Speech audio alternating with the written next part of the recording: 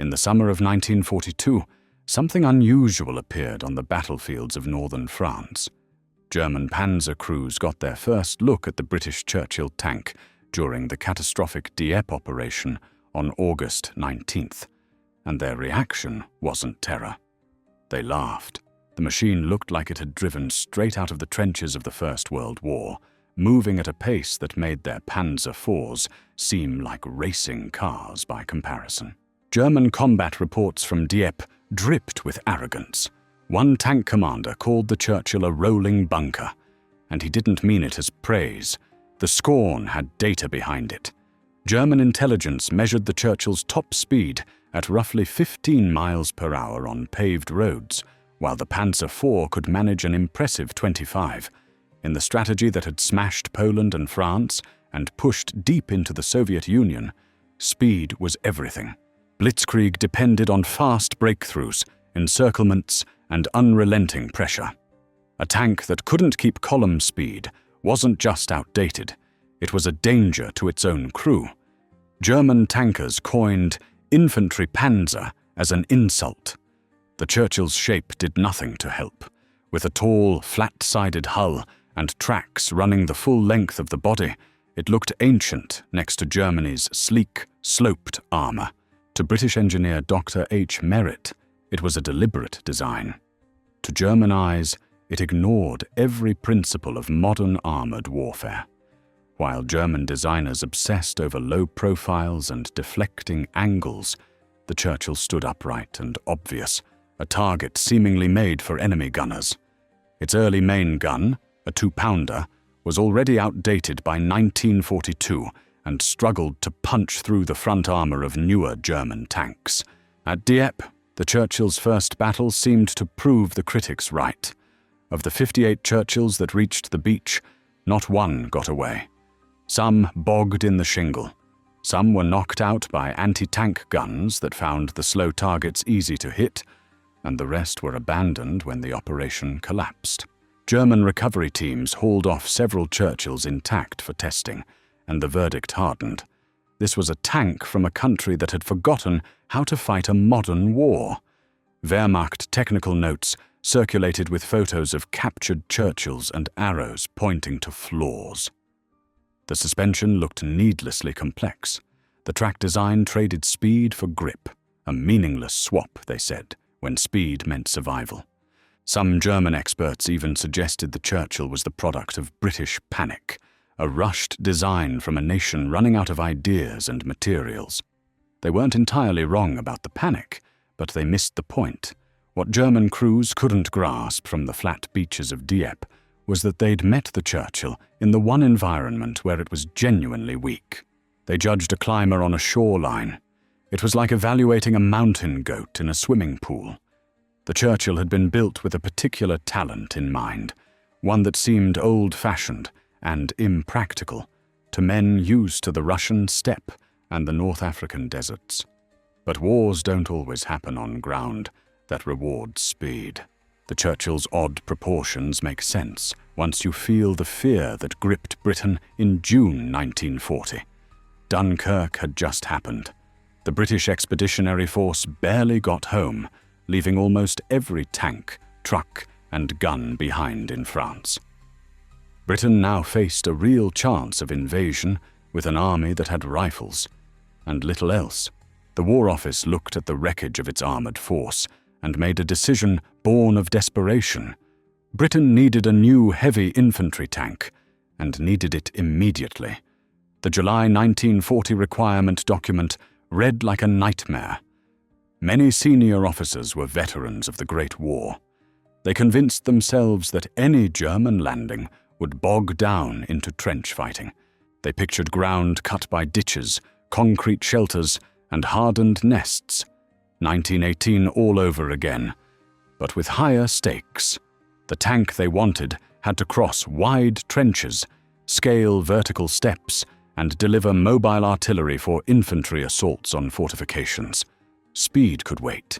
Climbing mattered most. Vauxhall Motors won the contract in July 1940 on an impossible timeline. Prototypes in 12 months. The chief engineer and his round-the-clock team produced preliminary designs in 4. By June 1941, barely a year after the requirement, the first Churchills rolled out.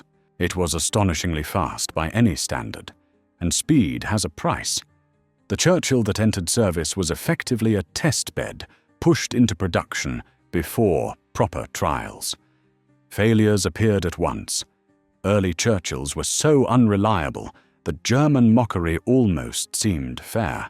The power plant, adapted from bus engines, ran too hot. The transmission, a complex unit meant to manage a 40-ton hull, broke far too often. Tracks shed themselves. Electrical systems misbehaved. Cooling leaked. In trials during 1941, some Churchills failed before they even left the factory yard. One confidential report said a typical Churchill could barely make 100 miles before needing major work. By early 1942, a government panel seriously considered cancelling the whole program. The Churchill had consumed resources Britain could barely spare and produced a tank that seemed to fail more than it fought. Critics pointed out that the trench warfare mindset behind the original spec now looked absurd. The war had moved on. Battles were happening on deserts and plains, not in ditches. Did Britain really need a slow, unreliable trench crosser when it needed dependable tanks that could meet the Germans on equal terms? Winston Churchill himself, lending only his name to the tank, nearly became its executioner.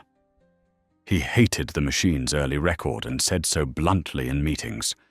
Only the persistence of several senior commanders who saw promise in the basic architecture kept the project alive. Vauxhall's designers went back to work and started fixing problems one by one. By mid-1942, the Churchill Mk III had addressed many of the worst reliability issues. The tanks that went to Dieppe were still far from perfect, but at least they could run. Whether they could prove their worth was another matter. One German laughter seemed to have settled. The gap between German and British tank thinking ran deeper than hardware. German doctrine, shaped by victories from 1939 to 1941, saw tanks as the tip of a motorized spear. Panzers weren't supposed to duel other tanks if they could avoid it. That was a costly distraction.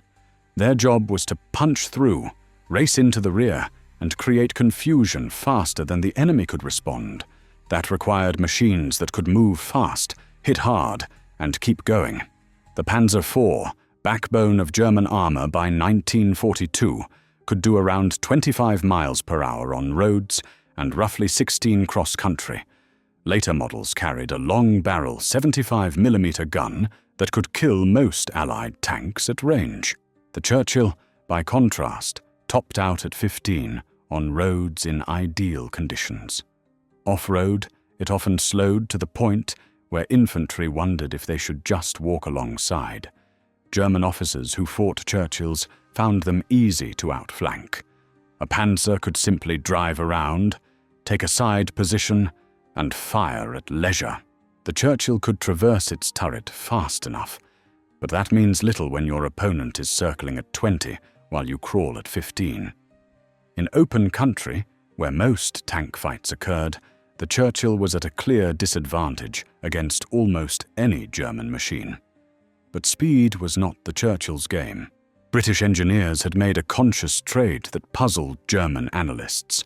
The Churchill's tracks ran almost the full length of the hull, giving about 13 feet of ground contact. The Panzer IV had roughly 11. Different philosophy, different outcome. That extra contact spread the Churchill's 40 tons over a larger area, dropping ground pressure to roughly 14 pounds per square inch. The Panzer IV, although lighter, pushed close to 16 because its weight sat on less track. Ground pressure decides whether you stand or sink. In mud, on rubble, on anything that might give way. Lower ground pressure means better traction, fewer bog downs, and most importantly, the ability to climb where the soil wants to crumble. The Churchill's designers treated every patch of earth as potentially unstable. To German eyes, this looked like needless complication. Why sacrifice speed and complicate the suspension for a bit more grip? The answer was geography and role.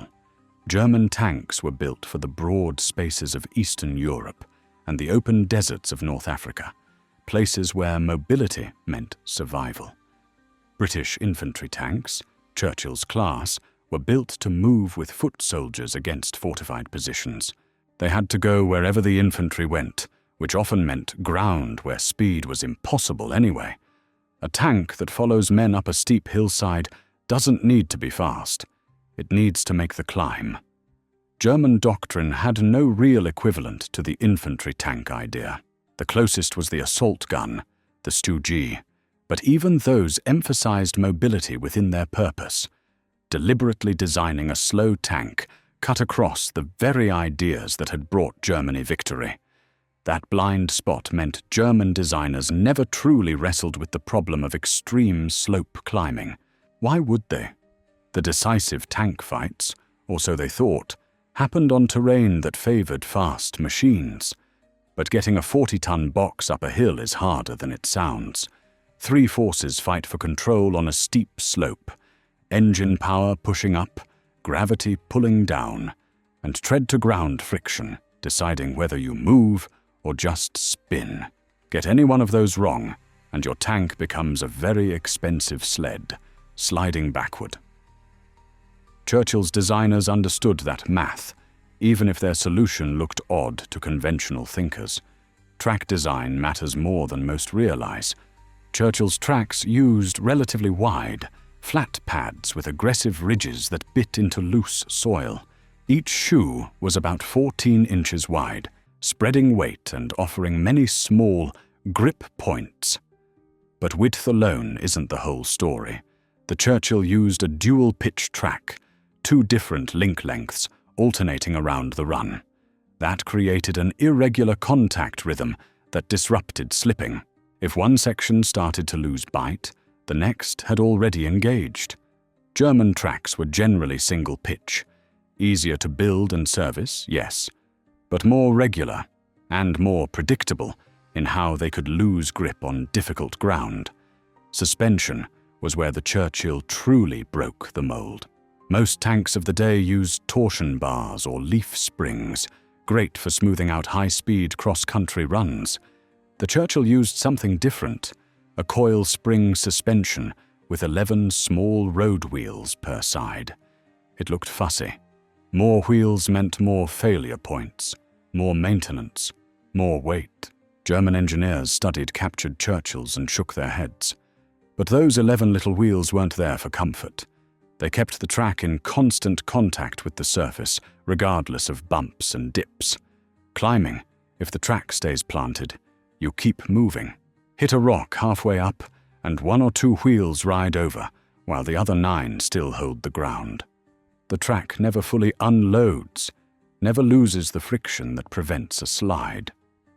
Bigger wheels, simpler layouts, create longer gaps in contact when they meet obstacles. On a steep pitch, those gaps can be fatal. The Churchill's center of gravity sat remarkably low for such a tall tank, about 3 feet 6 inches above the ground, even though the hull stood over 8 feet high. Engineers mounted the engine low and kept the turret relatively compact.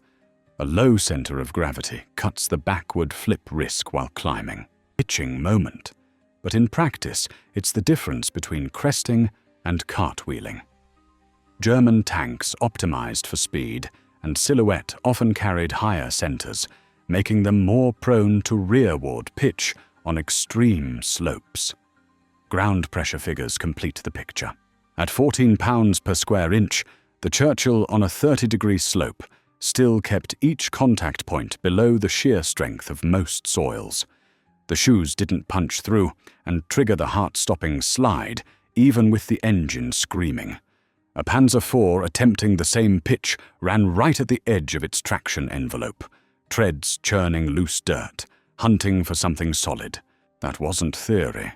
It was measurable physics, about to be tested in the harshest lab of all, real war. Tunisia in early 1943 was nothing like the open desert fighting that had defined North Africa. After Operation Torch in November 1942, the battle moved east into broken country, steep ridges, narrow valleys, and terrain that made the desert playbook useless. The Dorset Regiment ran into this on February 27, 1943, near Hunt's Gap in the Djebel Hills. Their job was to take a German position on a ridge with slopes that looked vertical from the valley floor. Their supporting tanks, Churchill Mk IVs of the North Irish Horse, were expected to provide covering fire from below. No one expected them to climb. The squadron leader faced a choice: watch his infantry get cut up or try the impossible. He chose the latter. The Churchills swung toward the slope and began to climb. Observers said the grade was so steep that, standing at the base, you saw only the underbellies of the tanks. They crawled up in low gear, engines thundering, tracks clawing at stony soil.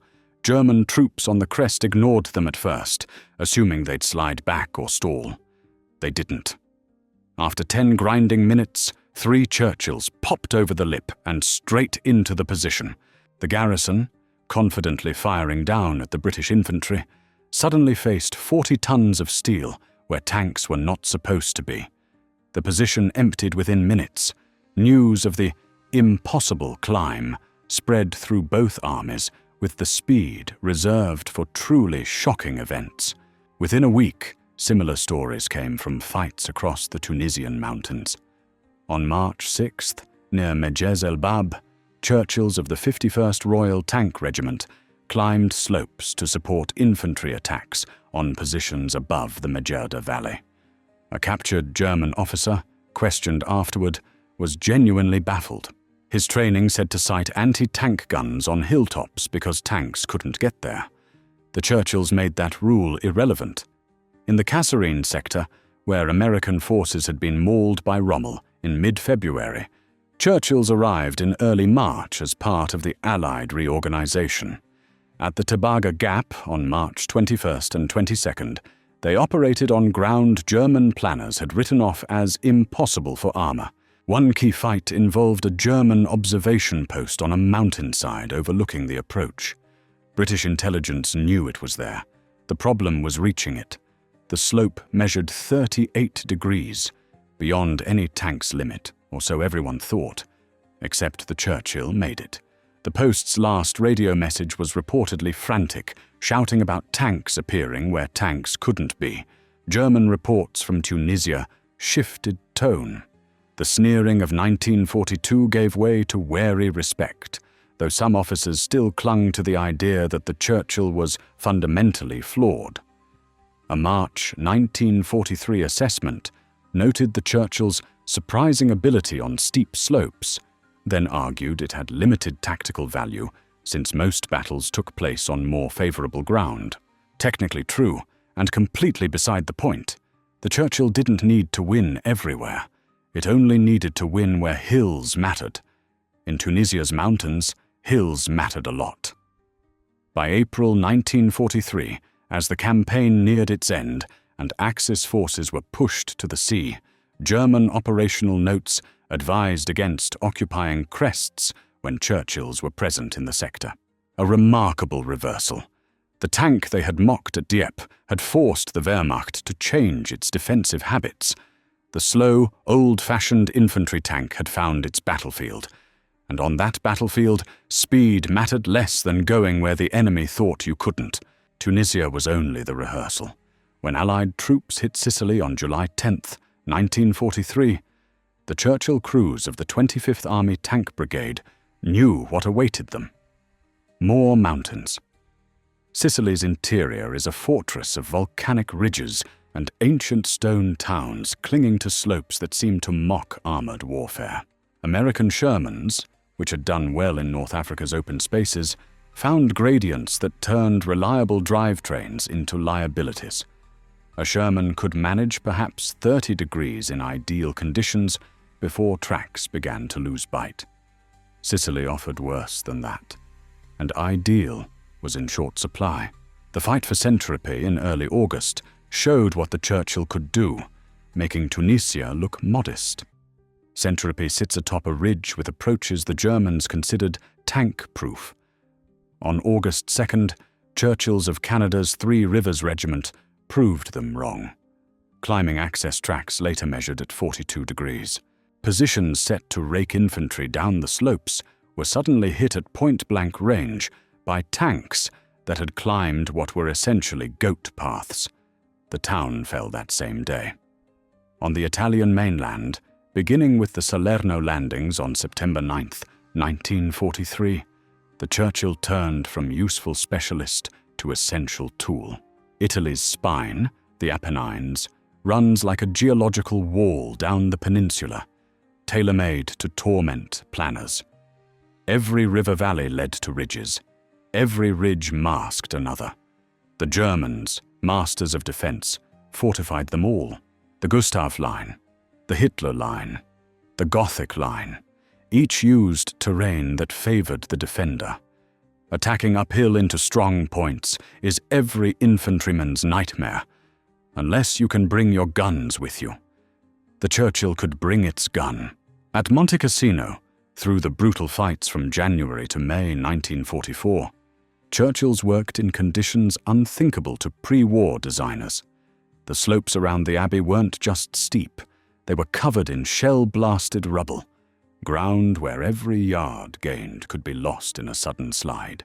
Yet Churchills with 75mm guns, vastly better than the old 2-pounders, crawled up those nightmare gradients to give direct fire for attacking infantry. A Canadian crewman later recalled watching his track commander guide their Churchill up a slope where loose stone poured past the hull with every move, the engine howling in low gear. The whole crew convinced they would flip backward at any moment. They reached the top. By the time of the Gothic Line battles in autumn 1944, the Churchill had become the tank of choice for mountain work. British and Canadian infantry divisions specifically requested Churchills for hillside attacks. The numbers tell the story. In the northern Apennines in September and October 1944, Churchills operated successfully on slopes averaging 38 degrees, with multiple recorded climbs over 45. For reference, 45 degrees means you rise 1 meter for every meter forward. Standing at the base, you're looking almost straight up. Panzer IVs and Panthers, tested on similar ground by British evaluators using captured vehicles, usually failed beyond 35 degrees, their tracks spinning uselessly. German troops in Italy adapted to the Churchill's talents. Positions that would have been tank-proof against other Allied armor now required extra anti-tank guns covering approaches that shouldn't have needed coverage. Every crest was vulnerable. The psychological effect was real. German infantry could no longer rely on terrain alone to keep tanks away. The Churchill that climbed Italian mountains in 1944 shared little with the troublesome machine at Dieppe. Vauxhall's engineers had been busy, fixing every fault while protecting the features that made the Churchill unique. The Mk III, in service from March 1942, replaced the obsolete 2-pounder with a 6-pounder that could genuinely threaten German armor. More important, reliability improved. The transmission was redesigned. Cooling was rebuilt. Electrical gremlins were hunted down. The Mk IV, appearing in late 1942, was essentially a Mk III built with cast sections rather than all welded plates, a production change that actually improved protection in several areas and sped up manufacture.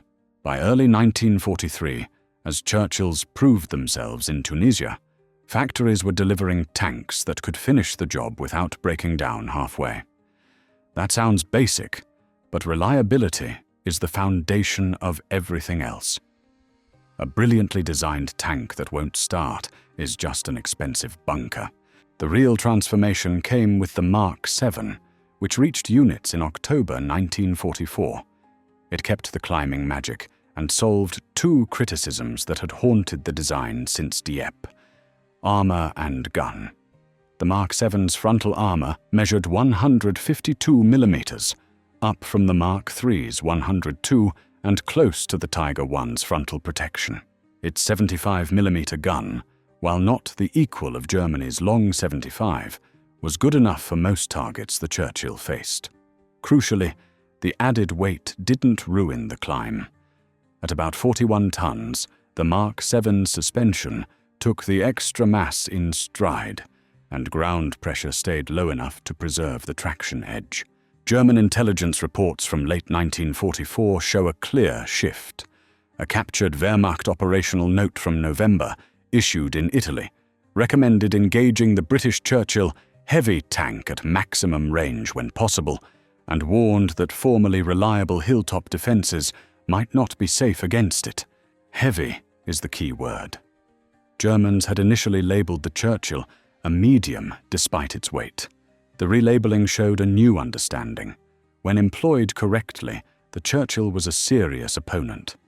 Individual German tankers voiced reluctant respect, often couched in professional rivalry. A Panther officer captured near Bologna in April 1945 admitted that the Churchill is nearly impossible to stop on steep ground, and that chasing one uphill is unwise. This from a man whose Panther's 75 could pierce a Churchill's side with ease in a fair fight. But mountain fights in Italy weren't fair, and the Churchill's command of the high ground blunted many Panther advantages. Specialized variants proved the design's flexibility. The Churchill AVRE, Armored Vehicle, Royal Engineers, carried a 290mm petard mortar for smashing bunkers and still climbed slopes that stopped conventional tanks. Churchill crocodiles with flamethrowers terrified defenders in hill towns where narrow streets and steep approaches made normal assaults suicidal. These variants worked because the base chassis could go where others simply couldn't. By 1945, the machine German crews had mocked 3 years earlier had earned a place as one of the most tactically adaptable Allied tanks, not despite its odd engineering, but because of it. By the time Germany surrendered on May 8, 1945, the Churchill had served in every major theatre from Tunisia to the Rhine. More than 5,600 were built. They fought under British, Canadian, Australian, and even Soviet flags under Lend-Lease. The tank that nearly died in committee in 1942 became one of Britain's most effective wartime designs. The most telling proof didn't come from Allied praise, but from the only verdict that truly matters. The enemy stopped underestimating it. After the war, the full extent of the Churchill's impact showed up in German documents. When US forces captured training schools in 1945, they found updated recognition manuals with entire sections on the Churchill, warnings about its climbing, and notes on how to fight it. The machine dismissed in 1942 had forced one of the world's most professional armies to rewrite doctrine. That is no small feat. Nor did the story end in Europe. When war broke out in Korea on June 25, 1950, Churchills of the 8th King's Royal Irish Hussars fought in mountains that seemed purpose-built to showcase them. Korea's ridges and steep valleys echoed Italy. North Korean Tu-3485s, excellent tanks in their own right, found the same lesson German panzers had learned. Speed means nothing if you can't reach the fight. Churchills climbed to positions that supported Commonwealth infantry through 1951 and 1952, their wide tracks and low ground pressure handling Korean slopes with the same confidence they'd shown in the Apennines. The Churchill Crocodile fought at Hill 227 in November 1951, where its flame projector cleared bunker lines on grades over 40 degrees. An American liaison officer, used to the excellent but more conventional M4 Sherman, filed a report equal parts disbelief and respect. The British were still running those antiques, and the old machines still climb like mountain goats. Those antiques stayed in frontline service until 1952, outlasting several tanks designed to replace them. What made the Churchill a legend wasn't speed or gun power. Both were adequate at best for most of its career.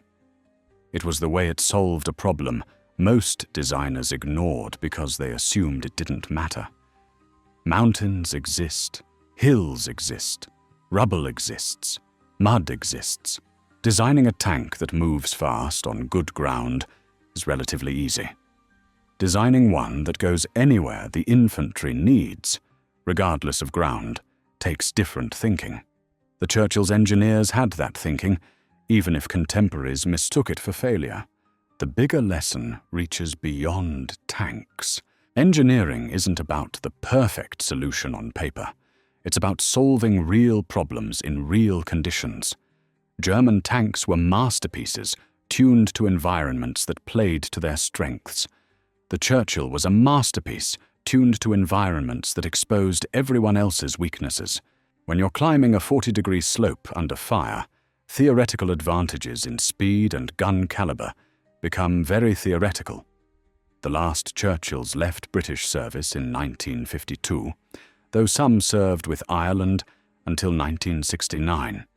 From a panic-driven requirement in 1940 to 3 decades of service across 4 continents, the tank nobody wanted proved that experts can be wrong. Sometimes the joke is on the jokers. Sometimes slow and steady really does win, especially when the race runs uphill.